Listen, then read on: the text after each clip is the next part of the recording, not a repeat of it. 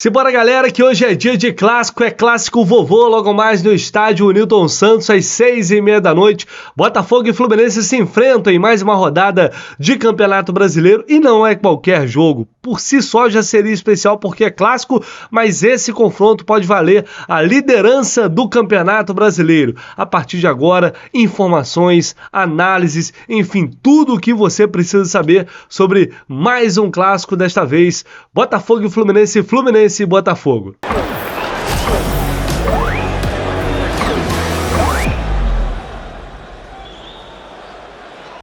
Bom, galera, a gente já sabia que esse mês de maio ia ser uma loucura, né? Jogo grande, jogo importante, um atrás do outro, com pouco tempo de descanso.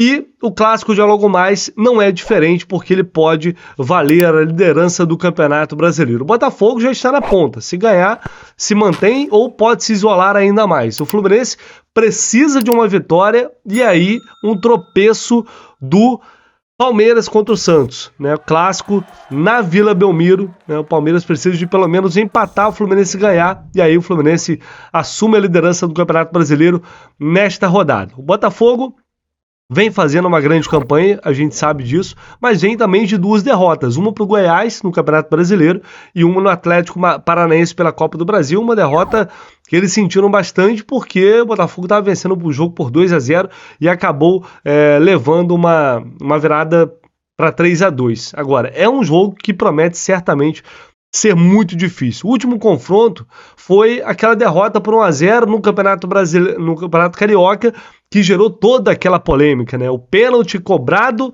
e desperdiçado para o Calegari, que já não faz parte do elenco do Fluminense, está emprestado para o futebol dos Estados Unidos. E a última vitória foi no Campeonato Brasileiro do ano passado, justamente no estádio Newton Santos, com um golaço do Manuel e num jogo que teve um capítulo triste, que foi a partida que marcou a despedida do Luiz Henrique do Fluminense. Corte do Jefinho, bola vai sobrar com o André. André, pé direito, vira o jogo na esquerda para o Caio Paulista. Dominou o Caio Paulista, tá na área, cruzamento, dominou o Manuel, limpou o goleiro, bateu! Gol!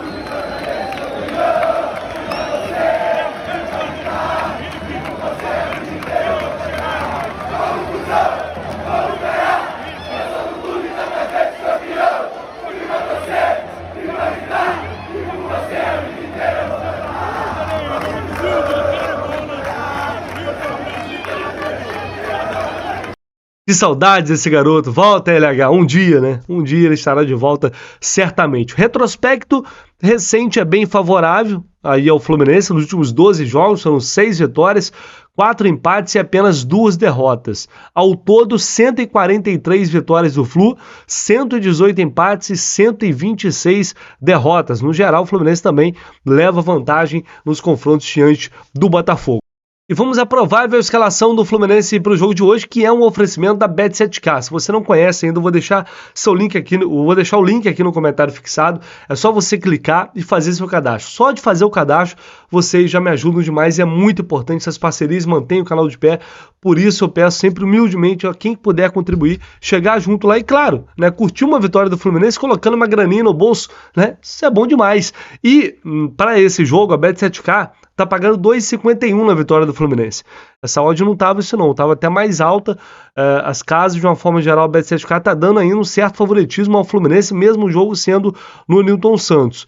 E aí, se você achar muito arriscado por ser um clássico, tem um empate no na aposta também, que mais uma vez eu vou dar essa dica, 1,77. Se o Fluminense vencer, você bota uma graninha no bolso.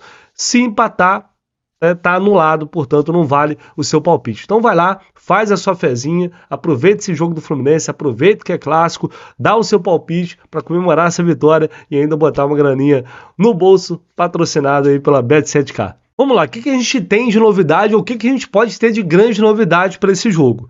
Talvez a entrada do Lelê e o Guga entrando na lateral esquerda, né, porque o Marcelo, infelizmente, não vai poder jogar. O Fluminense deve ir a campo com Fábio, Samuel Xavier, Nino, Felipe Melo e Guga. André, Lima e Ganso, John Arias, aí a dúvida, John Kennedy ou Lelê e Germán Cano. Vamos lá. Jogadores que estão fora, lembrando, Marcelo, né, com dores na panturrilha, fazendo trabalhos específicos para voltar o quanto antes, ainda não tem como passar um prazo para vocês quando isso vai acontecer. Alexandre e Keno, os jogadores estão fora e a novidade pode ser o Martinelli no banco de reservas. Talvez você esteja assistindo esse vídeo, o pré-jogo já depois a lista de relacionados já divulgada. Então a gente vai ter essa confirmação somente com a lista de relacionados, mas a tendência é de que o Martinelli fique pelo menos no banco de reservas. Tomara que ele tenha alguns minutos, porque quanto mais rápido o Martinelli retomar esse ritmo, melhor, pensando já no segundo jogo contra o Flamengo pelas oitavas de final da Copa do Brasil. E aí eu acho que a grande surpresa pode ser a entrada do Lelê. Eu falei sobre isso no vídeo de ontem aqui, da provável escalação. Eu acredito, e acho que muita gente também acredita, que o Lelê pode fazer essa função aberto mais ali pela esquerda, até melhor que o John Kennedy. A gente não tem... O Alexandre vai falar sobre isso daqui a pouco, mas a gente não tem como saber exatamente, aí tem que perguntar ao Diniz, é uma coisa que eu gostaria de perguntar a ele, porque ele vem escolhendo o John Kennedy, dando preferência ao John Kennedy, mesmo a gente percebendo que mais aberto por ali, ele não fica tão à vontade, né? Para ele não é tão natural esse movimento de sair para a esquerda, fazer a diagonal, buscar aproximação com o Cano. Ele tem tido mais dificuldade para fazer esse tipo de jogo. Por isso eu acho que o Lelê, por ser, né, um pouco mais leve, ter também uma passada larga e ter mais velocidade que o John Kennedy, poderia fazer melhor essa função.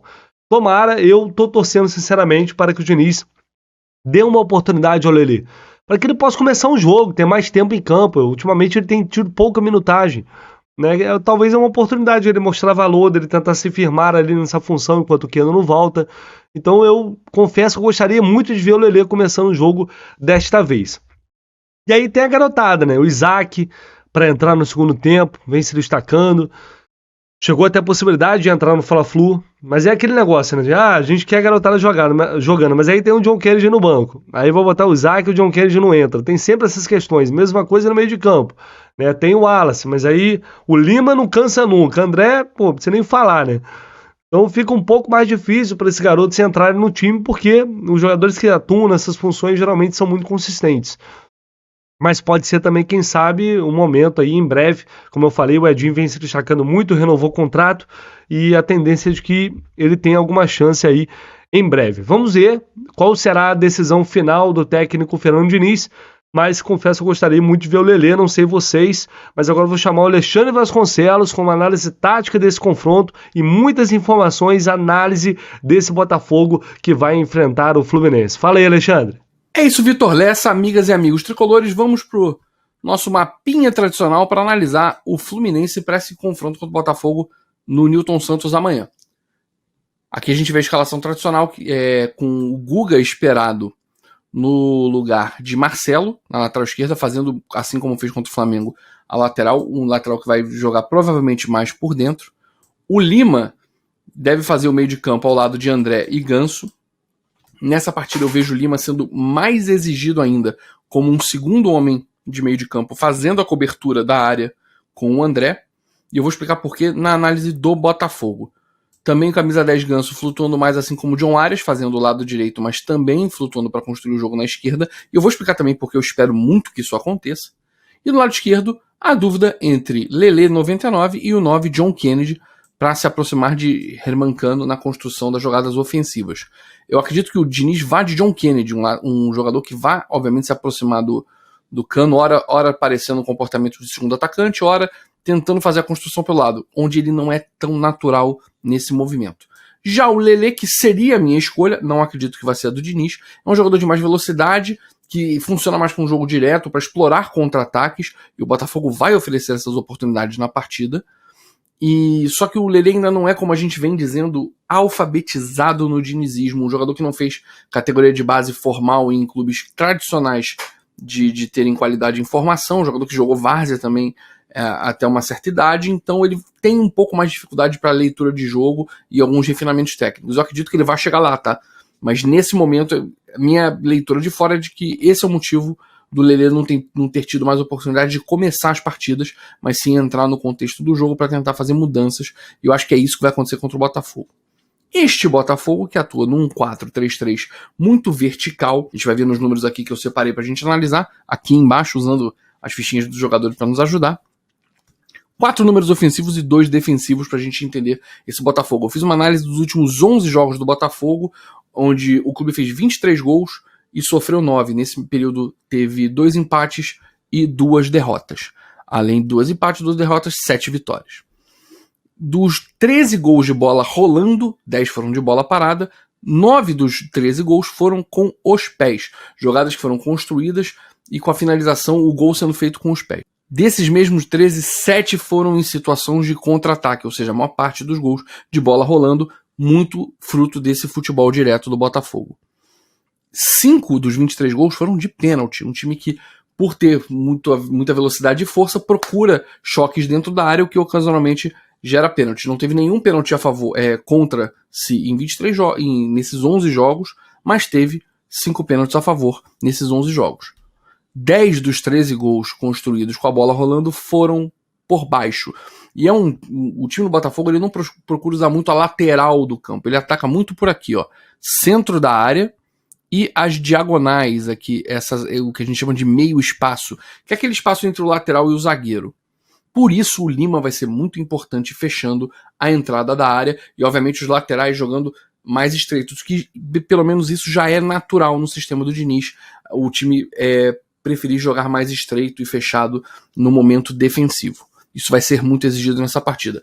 E dos 9 gols sofridos pelo Botafogo, 6 foram em cruzamentos, tanto bola parada quanto bola rolando. O time do Botafogo sofre muito com bolas na área. Nem todos os gols são de cabeça, mas muito daqueles cruzamentos que rolam uma casquinha, um rebote e um gol. E também dos gols de bola rolando, que foram 5.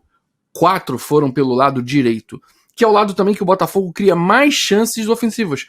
7 chances o Botafogo criou das 13 de bola rolando pelo lado direito, ou seja, o lado que o Botafogo mais ataca e o lado que o Botafogo é mais frágil. Por isso, eu quero muito ver tanto John Kennedy quanto o Lelê contarem com a aproximação de John Arias, que vem acontecendo nos últimos jogos, para poder fazer essa construção e a gente ter mais qualidade pelo lado esquerdo.